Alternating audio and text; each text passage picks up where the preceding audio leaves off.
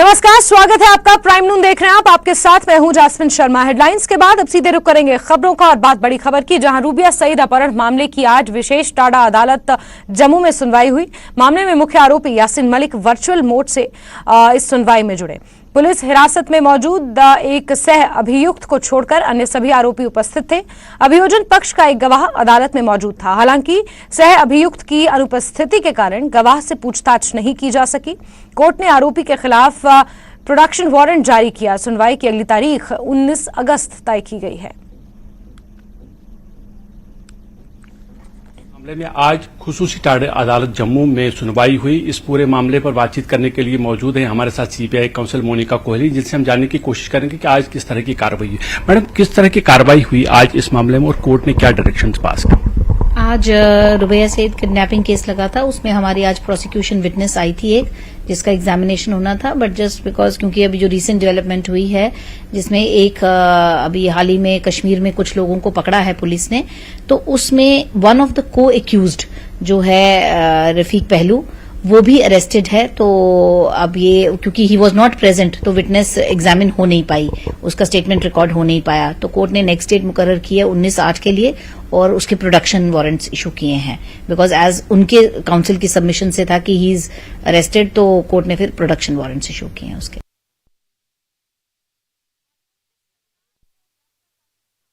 आज कश्मीर के लिए रवाना हो गया 13वें जत्थे को जम्मू बेस कैंप से कश्मीर के लिए रवाना किया गया। 13वें जत्थे में कुल 7,392 तीर्थयात्री शामिल हैं। बालटाल मार्ग से 3,368 तीर्थयात्री और पहलगाम मार्ग से 4,064 तीर्थयात्री पवित्र यात्रा के लिए रवाना हुए। कड़ी सुरक्षा के बीच ये यात्रा जारी है।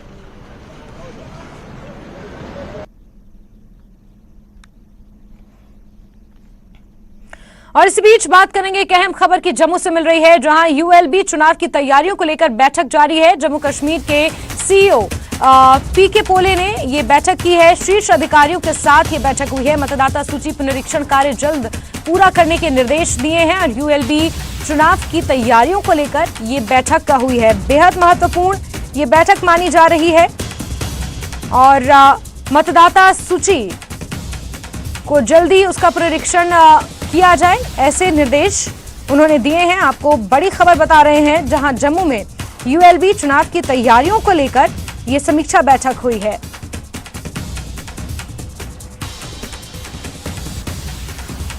और समीर हमारे सहयोगी ज्यादा जानकारियों के साथ इस खबर पर जुड़ गए हैं। समीर, जिस तरीके से ये अहम बैठक हुई है और दिशा निर्देश इस बैठक में दिए गए हैं और मतदाता सूची का पुनरीक्षण कार्य जल्द खत्म किया जाए, ताकि ये मान लिया जाए कि यूएलबी चुनाव बहुत जल्द जम्मू में हो सकते हैं। देखिए जास्मिन, आपको ये जान होना चाहिए कि जो म्युनिसिपल पोल्स के लिए जो प्रक्रिया है, कई दिनों से लगातार हम देख रहे हैं उसकी तरफ गवर्नमेंट बढ़ रही है। आपको याद ही होगा, चीफ इलेक्टोरल ऑफिसर ने कुछ दिनों पहले एक नियुक्ति की थी, एक नोडल ऑफिसर को नियुक्त किया गया था। उनको ये निर्देश दिया गया था कि वो जितने भी म्युनिसिपल कमिटीज़ हैं या अर्बन लोकल बॉडीज़ के जो वार्ड्स हैं, वहाँ पे जो समरी रिवीजन करना है या बाकी जितने भी इश्यूज हैं उसको वो देखे और एक रिपोर्ट सीईओ को दे दे। उसके बाद एक वो डेवलपमेंट हुई कि हर डिस्ट्रिक्ट में, हर वार्ड्स में डिप्टी इलेक्टोरल ऑफिसर्स को ये नियुक्ति हुई। तो ये दो चीज़ें हुई। इसी संदर्भ में आपको याद ही होगा, कल स्टेट इलेक्शन कमीशन का जो स्टेट इलेक्शन कमिश्नर नियुक्त किया गया BR शर्मा को, जो कि पंचायत और आगे लोकसभा पोल्स के लिए देखेंगे। लेकिन अगर हम म्युनिसिपल पोल्स की बात करें तो ये municipal polls chief electoral officer के अंडर आते हैं। और कल देर रात को एक इम्पॉर्टेंट मीटिंग उन्होंने की है। चीफ इलेक्टोरल जो पीके पोले है, उन्होंने यहाँ जम्मू में एक मीटिंग ली है, जिसमें टॉप ऑफिशियल्स, और मैं अब बता दूं आपको इसमें कौन कौन थे। इसमें डिप्टी डिस्ट्रिक्ट इलेक्शन ऑफिसर, जो की नियुक्ति कई दिनों पहले की गई थी, जिस तरह मैंने बात की। इसी तरह ज्वाइंट कमिश्नर जो जम्मू म्युनिसिपल कॉर्पोरेशन और श्रीनगर म्युनिसिपल कॉर्पोरेशन के हैं। इसी तरह एग्जीक्यूटिव ऑफिसर्स हैं जो म्युनिसिपल काउंसिल्स के एग्जीक्यूटिव ऑफिसर्स हैं, नायब तहसीलदार हैं, टेक्निकल टीम के लोग हैं, बहुत सारे लोग जो इस म्यूनिसिपल कॉरपोरेशन के इलेक्शंस के साथ, जो अर्बन लोकल बॉडीज इलेक्शंस के साथ जुड़ेंगे, उनकी मीटिंग इन्होंने ली है। और मैं आपको बता दूं डिसीजन क्या हुआ है कि देखिए, पहले हम बता दें कि टोटल 78 अर्बन लोकल बॉडीज हैं जम्मू कश्मीर में, 2 म्यूनिसिपल कॉरपोरेशन है, एक जम्मू में, श्रीनगर में, 19 काउंसिल हैं, म्यूनिसिपल काउंसिल्स हैं, और 57 कमिटीज हैं जो कि इस वक्त जिनकी इलेक्शन करवानी है। तो डिसीजन क्या हुआ है, पोले जो सीईओ है उन्होंने निर्देश दिया है कि जो 27 मई तक समरी रिवीजन हुए हैं जम्मू कश्मीर में, जिसकी हमने बड़ी रिपोर्टिंग की है, हमने दिखाया था कि किस तरह से समरी रिवीजन के कैंप जगह जगह लगे थे। तो 27 मई तक जो फाइनलाइजेशन हुआ था समरी रिवीजन्स का, उसमें से एक्सट्रैक्ट करना है, मीन्स के जो अर्बन लोकल बॉडीज में जो वोटर है वो वोटर वहां से निकालने हैं जो समरी रिवीजन, क्योंकि जो समरी रिवीजन हुआ वो पूरे जम्मू कश्मीर में हुआ, उसमें अर्बन बॉडीज के भी वोटर है, लोकल जो रूरल एरियाज के भी वोटर है, लेकिन यहाँ पे हमने अर्बन लोकल बॉडीज करनी है। तो अर्बन लोकल बॉडीज के जो वोटर है वो उन समरी रीजन से बाहर निकलेंगे, उनका अलग से लिस्ट बनेगा, फिर उनको एक और समरी रिवीजन होगा, उसमें डिलीशन होगा, अपडेशन होगा, किसी को चेंज ऑफ नेम करना है। तो 2 एक्सरसाइज, एक तो 27 मई तक जो एक्सरसाइज पूरी जम्मू कश्मीर में हुई, वहां से फिर वो जो वोटर निकलेगा अर्बन एरियाज के, जो वार्ड्स के, डिफरेंट वार्ड्स के जो वोटर निकलेंगे, उनका अलग से लिस्ट बनेगा, और उन लिस्ट के बाद उनका एक फाइनलाइजेशन होगा, उसका एक और एक्सरसाइज होगा, समरी रिवीजन एक्सरसाइज होगा। उसके लिए सरकार ने अब कमर कस ली है। सीईओ ने एक कड़े निर्देश दिए हैं कि जो ये पहलू है, जो ये एक्सरसाइज, उसको जल्द से जल्द कंप्लीट कीजिए, क्योंकि लगता तो ऐसा है कि अक्टूबर नवंबर तक जो एक्सरसाइज है, जो अक्टूबर नवंबर तक जो म्यूनिसिपल कॉरपोरेशन के इलेक्शंस हैं, अर्बन लोकल बॉडीज के इलेक्शन वो होने हैं। और उसके लिए जो अब दूसरी बात है पंचायत पोल्स की। पंचायत पोल्स के लिए जो BR शर्मा नियुक्त किए गए हैं स्टेट इलेक्शन कमिश्नर, उनकी निगरानी में होगा और उनकी अभी चार्ज वो संभालेंगे, तो उसके बाद उसके लिए तैयारी होगी। इस साल अर्बन लोकल बॉडी और पंचायत पोल्स के लिए कहीं ना कहीं जी समीर, ये माना जा सकता है कि जो अर्बन लोकल बॉडीज के चुनाव हैं या जो पंचायती राज के जो चुनाव होने हैं वो औपचारिक तौर पर शुरू हो जाएंगे जब BR शर्मा अपना ऑफिशियली अपना पदभार संभालेंगे। लेकिन समीर, एक तो ये टेक्निकलिटीज हो गई कि जो मतदाता सूची, इलेक्टोरल रोल्स जो हैं उन्हें रिवाइज करना है और फिर किस तरीके से ये प्रक्रिया चलेगी, ये एक लंबा क्रम है। लेकिन अगर इसका दूसरा परिदृश्य देखा जाए तो उसमें हम ये समझ सकते हैं, क्योंकि जो आखिरी बार ULB के चुनाव हुए थे साल 2018 में हुए थे, उसके बाद काफी कुछ बदल गया है और उसी के कुछ समय बाद फिर पंचायती राज के चुनाव हुए थे। लेकिन अगर मौजूदा स्थिति को देखा जाए तो 2018 के मुकाबले मौजूदा स्थिति काफी हद तक बदल चुकी है। ऐसे में जो स्टेट इलेक्शन कमीशन है, उनके सामने इस बदले हुए पहलू में, इस बदले हुए परिदृश्य में चुनाव कराना, ये अपने आप में एक बड़ी चुनौती होगी। देखिए, आपने सही कहा और उसमें मैं जोड़ दूं कि जो 2018 में इलेक्शन हुए म्यूनिसिपल कॉरपोरेशन के, उसके बाद डिलिमिटेशन हुआ है। आपको याद होगा डिलिमिटेशन हुआ था पूरे जम्मू कश्मीर में, असेंबलीज का डिलिमिटेशन हुआ, उनकी तादाद बढ़ी। इसी तरह से लोकसभा में भी जो चेंजेस हो गए, जैसे अनंतनाग राजौरी की सीट को अलग कर दिया गया, तो ये डिलिमिटेशन एक्सरसाइज, तो यहाँ पे भी म्यूनिसिपल कॉरपोरेशन के जो वार्ड्स हैं वहाँ पे भी डिलिमिटेशन प्रोसेस करने के लिए जो नोडल ऑफिसर, जो मैंने आपको पहले कहा था, उसको नियुक्त किया गया था कि वो देखे कि क्या डिलिमिटेशन करनी है, कहाँ पे करनी है, उसकी रिपोर्ट वो दे देंगे और अगर जरूरी पड़ा तो डिलिमिटेशन एक्सरसाइज भी उसमें होगी। और आपने जिस तरह से कहा, बहुत चीज़ें बदली हैं, बहुत सारे वोटर ऐड भी हुए हैं और बहुत सारे लोगों का जो कि अर्बन एरियाज में रहते थे लेकिन वो वोट नहीं दे पाते थे, जैसे वाल्मीकि समाज के हैं, गोरखा समाज के लोग हैं, या कई रिफ्यूजीज हैं जो वोट नहीं दे पाते थे, उनकी भी तादाद बढ़ी है, वो भी आ गए हैं। और कई लोग जो हैं जो यहाँ बहुत सालों से रह रहे हैं और उनके पास आधार कार्ड है या बाकी है, जो बाहर स्टेटों से आए और 25-25 सालों से यहाँ रह रहे हैं, क्योंकि उनको भी अब अधिकार दिया गया है, तो वो भी अब उन एडिशन करने हैं जो नए वोटर लिस्ट है। तो ये एक्सरसाइज जब summary revision in urban areas का होगा, वार्ड्स का होगा, तो बिल्कुल आपने सही कहा, बहुत सारे वोटर ऐड होंगे उसमें। और इसीलिए चीफ इलेक्टोरल ऑफिसर ने कहा है कि कोई भी जो एक्सरसाइज होगी एक बड़े पैमाने पे होगी और जितने वार्ड्स हैं यहाँ जम्मू में, जितने वार्ड्स कश्मीर में है, जो काउंसिल कमिटीज़ हैं, जो जितने भी ये पूरा दृश्य है, उसमें कोशिश ये होनी चाहिए कि सभी जेन्युइन वोटर्स जो है जिनको वोट डाल सकते हैं उनको वोटिंग राइट्स मिले, उनको कार्ड्स मिले। तो ये एक्सरसाइज है, ये एक बड़ी हिम्मत है, जी बिल्कुल समीर, ये एक बड़ी एक्सरसाइज है जिस पर काम अब शुरू हो चुका है। लेकिन अगर राजनीतिक चश्मे से इस पूरी खबर को देखा जाए तो समीर 2019 के बाद ये जो स्थिति नजर आ रही है कि कुछ जो मेन स्ट्रीम लोकल पार्टीज हैं जम्मू कश्मीर की, वो कहीं ना कहीं हाशिए पर चली गई हैं। इस तरीके की अटकलें हैं, इस तरीके की बातें राजनीतिक बाजारों में गर्म है। और अब जब ये बैठक हुई है, इलेक्टोरल रोल्स का एक बार मुद्दा उठा है, दोबारा पुनरीक्षण करना है मतदाता सूची को, ये जो तमाम बातें उठी हैं, कहीं ना कहीं उन राजनीतिक पार्टियों में वाइब्रेशन जरूर हुआ है। तो क्या अब इलेक्शन मोड पर हम माने कि बहुत जल्द जो राष्ट्रीय राजनीतिक पार्टियां हैं वो तो नजर आएंगी ही, लेकिन जो स्थानीय राजनीतिक पार्टियां हैं वो भी अब इलेक्शन मोड पर नजर आने वाली हैं? समीर, देखिए, इलेक्शन मोड की अगर हम बात करें तो पंचायत और म्यूनिसिपल पोल्स के इलेक्शंस का जो फेवर है और जो उसके लिए प्रिपरेशंस है लोगों की तरफ से, जो पॉलिटिकल पार्टी की तरफ से, वो कई दिनों से लगातार बना हुआ है। उन्होंने ऑलरेडी शुरू किया है। हम यहाँ देखें जम्मू में, मैं आपको बता दूं, नेशनल कॉन्फ्रेंस ने कई मीटिंगें की है और जगह जगह पे वो अर्बन एरियाज में उनके लोग गए हैं, लीडरशिप गई है और उन्होंने हर एक वार्ड की अलग अलग मीटिंग्स बुलाई। इसी तरह से कांग्रेस ने जगह जगह जहाँ म्यूनिसिपल कमेटी, जहाँ जहाँ म्यूनिसिपल एरियाज हैं, वहां पे उनके लोग दौरे कर रहे हैं, मोबिलाइज कर रहे हैं लोगों को। पीडीपी ने भी अपनी एक्टिविटीज बढ़ाई। बीजेपी तो पहले से ही लगातार, क्योंकि बीजेपी का यहाँ पे अगर जम्मू की बात करें तो वर्चुअस है, उनका उन्हीं का मेयर है, उन्हीं का डिप्टी मेयर है, म्यूनिसिपल कॉर्पोरेशन में उनका पहले मेजॉरिटी आई है 2018 में।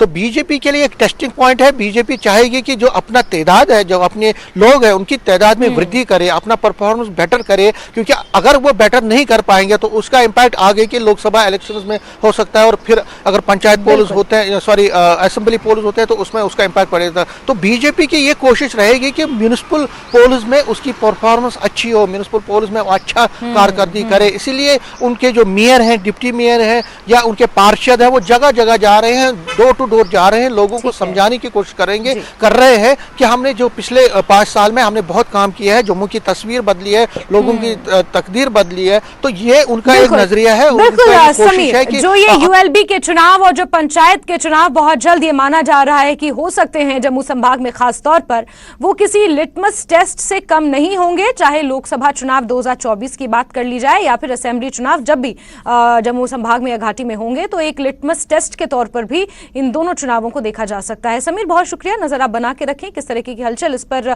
होगी, आपसे जानेंगे। फिलहाल के लिए बहुत शुक्रिया। और खबरें अभी बाकी हैं, हिमाचल की खबरों से आपको रूबरू करवाएंगे, लेकिन उससे पहले वक्त एक बहुत छोटे से ब्रेक का।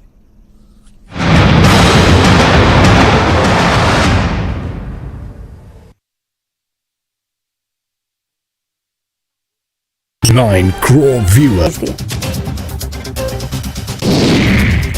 ऊना के भाजपा कार्यालय में भाजपा मंडल की टिफिन मीटिंग का आयोजन किया गया। इस दौरान विधायक सतपाल सिंह सत्ती कार्यकर्ताओं के बीच मौजूद रहे। वहीं टिफिन मीटिंग के दौरान भाजपा कार्यकर्ताओं की ओर से घरों से लाया गया भोजन सभी ने इकट्ठे बैठकर खाया। इसके अलावा बैठक के दौरान सतपाल सिंह सत्ती ने कार्यकर्ताओं से केंद्र सरकार की 9 साल की कल्याणकारी नीतियों को जन जन तक पहुंचाने का आह्वान किया। इस दौरान सतपाल सत्ती ने कांग्रेस सरकार पर भी जमकर हमला बोला। कुल्लू के क्षेत्रीय अस्पताल में मुख्य संसदीय सचिव सुंदर सिंह ठाकुर ने अत्याधुनिक सीबीसी मशीन का विधिवत शुभारंभ किया। इस दौरान क्षेत्रीय अस्पताल में पहुंचने पर सीएमओ कुल्लू डॉक्टर नागराज पवार और एमएस नरेश कुमार सहित ट्रांस एशिया बायोमेडिकल कंपनी के अधिकारियों ने मुख्य संसदीय सचिव का भव्य स्वागत किया।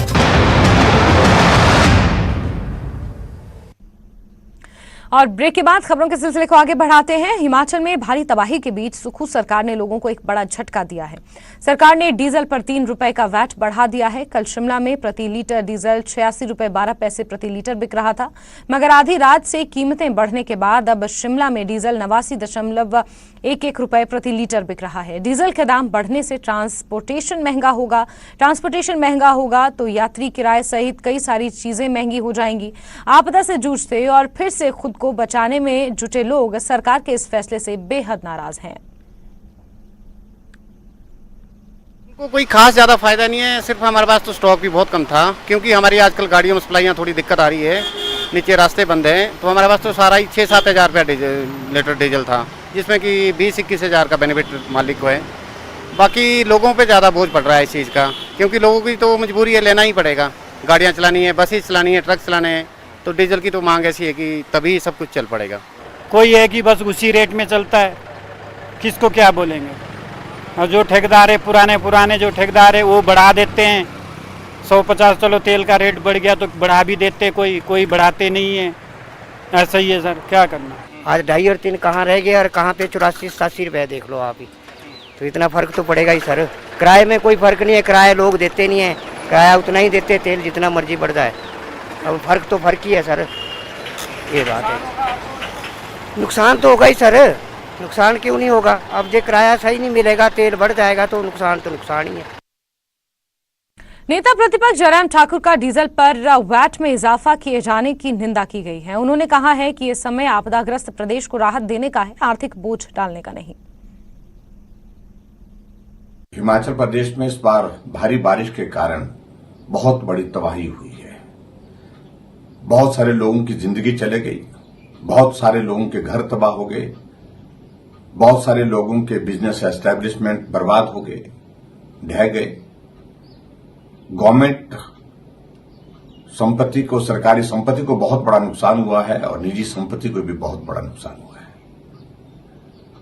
और ऐसे परिस्थिति में हिमाचल प्रदेश सरकार को प्रयत्न करना चाहिए कि वो लोगों को जल्दी और ज्यादा से ज्यादा राहत दे सके।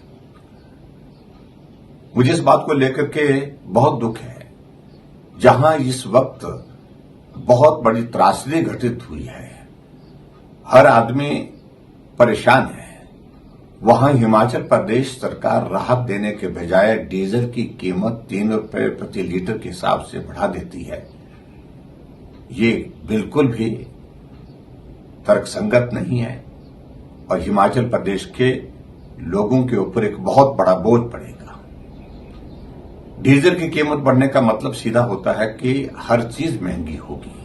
आपका राशन महंगा होगा, आपका मटेरियल जो भी बाहर से आता है वो सब महंगा होगा, उस पर इम्पैक्ट होता है। सरकार और चलिए रुक करते हैं, हमारे सहयोगी रणबीर का इसी खबर पर ज्यादा जानकारियों के साथ जुड़ गए हैं। रणबीर, इससे पहले तक जब ये निर्णय लिया गया उसके तुरंत बाद नेता विपक्ष की प्रतिक्रिया आई और अब लोगों की प्रतिक्रिया सामने आ रही है। उसके मुताबिक लोगों में खासा रोष है और लोग इस फैसले से नाराज नजर आ रहे हैं। रणबीर,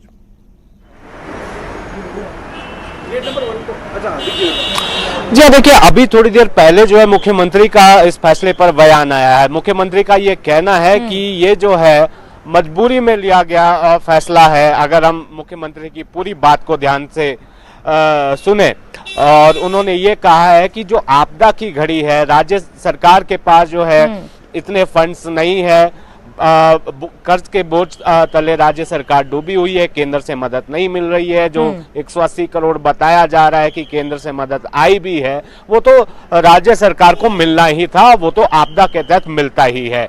तो यहाँ पर मुख्यमंत्री ने ये कहा कि पूर्व की भाजपा सरकार ने जब 7 रुपए घटाए थे, बाट घटाया था, तो वो चुनावों को ध्यान में रखते हुए ये फैसला पूर्व सरकार ने लिया था।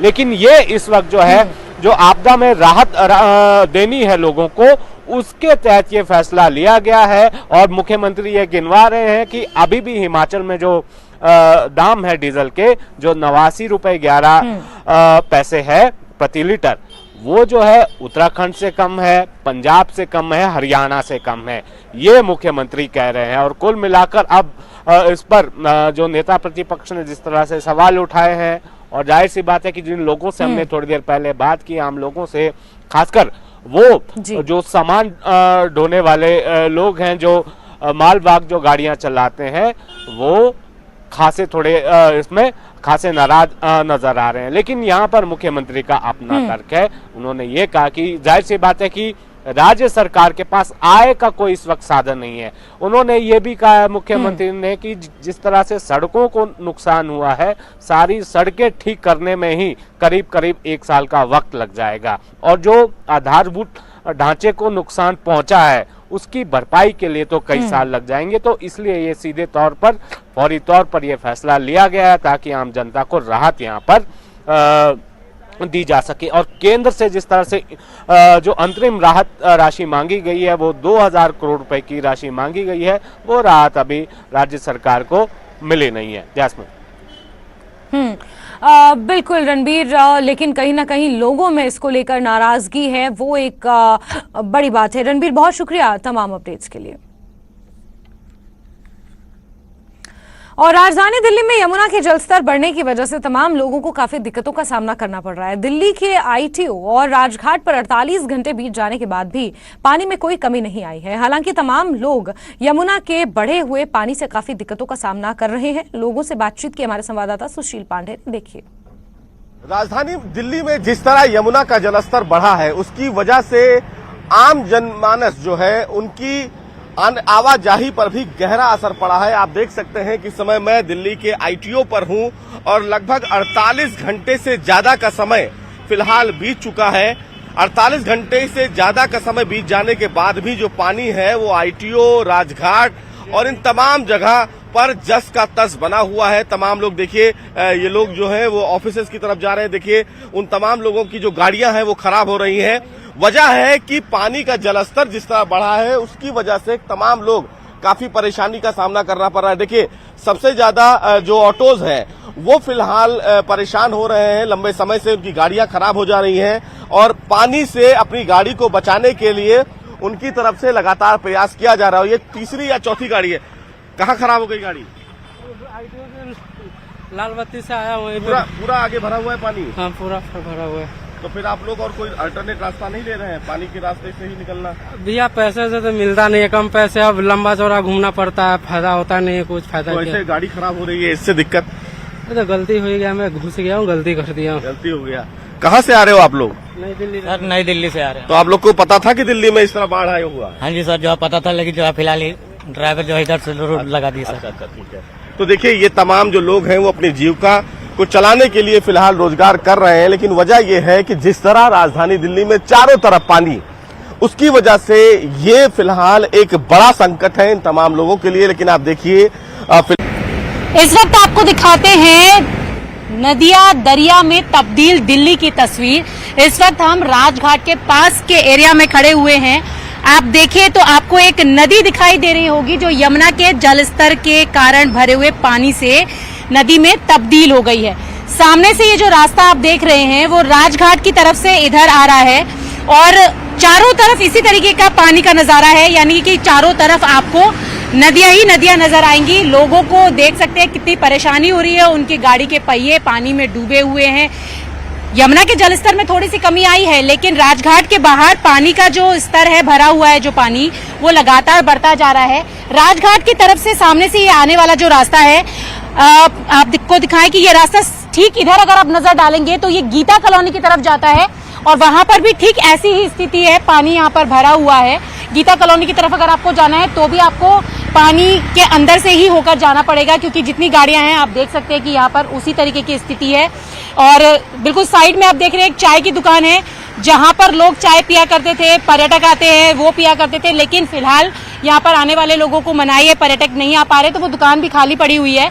और ठीक उधर की साइड आप देखें तो वो जो रास्ता आप देख रहे हैं वो आईटीओ की तरफ जाने वाला रास्ता है, जो कि पानी से भरा हुआ है। वहां पर भी नदी जैसा ही नजारा आपको देखने के लिए मिल रहा होगा। और ठीक इधर की साइड आप देखें तो ये अजमेरी घाट की तरफ जाने वाला रास्ता है। जिन लोगों को अजमेरी गेट की तरफ जाना है तो तीनों तरफ से ये पानी से घिरा हुआ है, मानो नदी का जो अंबार है वो दिल्ली में आ गया हो। और यहाँ पर पूरी स्थिति ऐसी है कि हम किसी नदी में खड़े हुए हैं, इसी तरीके की स्थिति देखने के लिए मिल रही है। लोगों को परेशानी है, लोग अपने घरों से बाहर नहीं निकल पा रहे, गाड़ियां जो हैं वो पानी में डूब डूब कर चल रही हैं। और राजघाट की तरफ जाने वाला जो एरिया है, जो रास्ते हैं चारों तरफ से, वो बंद कर दिए गए हैं। तो ऐसे में जो लोग जरूरी काम के लिए जाना चाहते हैं वो नहीं जा पा रहे हैं, या जो जरूरी काम के लिए निकले हैं तो वो पानी के चलते यहाँ पर फंस गए हैं। आप देख भी सकते हैं कि पब्लिक ट्रांसपोर्ट की जो बसें हैं वो भी खाली है, क्योंकि लोग आ नहीं पा रहे अपने घरों से बाहर। तो यमुना का बढ़ता जो जल स्तर है वो किस तरीके से दिल्ली वाले लोगों के लिए परेशानी लेकर आए हैं, तस्वीरें साफ आपको नजर आ रही हैं। आप जहां तक नजर डालेंगे वहां तक आपको सिर्फ नदियां नदियां दरिया दरिया ही नजर आएगा, पानी पानी ही नजर आएगा, क्योंकि इन दिनों दिल्ली के हालात ऐसे हैं कि दिल्ली पूरी तरीके से पानी में डूबी हुई नजर आ रही है। और इसका खामियाजा जो है दिल्ली में रहने वाले लोगों को उठाना पड़ रहा है, क्योंकि लगातार पानी जो है वो भरा है और इसके चलते जरूरी काम के लिए घर से लोग बाहर नहीं जा पा रहे। अब लोगों को उम्मीद है कि कब ये यमुना का जो जलस्तर है वो पानी कम हो और इसके साथ ही जो पानी राजघाट की तरफ भर गया है वो कम हो। ठीक सामने आप देखें तो एक बस आपको आती नजर आ रही होगी, वो भी पानी में पूरी तरीके से डूबी हुई है। तो समस्याएं काफी ज्यादा है। अब ऐसे में सिर्फ लोगों को इंतजार है कि आखिरकार ये पानी कब कम होगा और उन्हें इस समस्या से निजात मिलेगी। कैमरा पर्सन बीनू के साथ रचना, न्यूज़ 18 दिल्ली। तो चलिए इसी के साथ प्राइम नून में अभी के लिए बस इतना ही, लेकिन न्यूज़ 18 JKLH पर खबरों का सिलसिला लगातार जारी है। नमस्कार।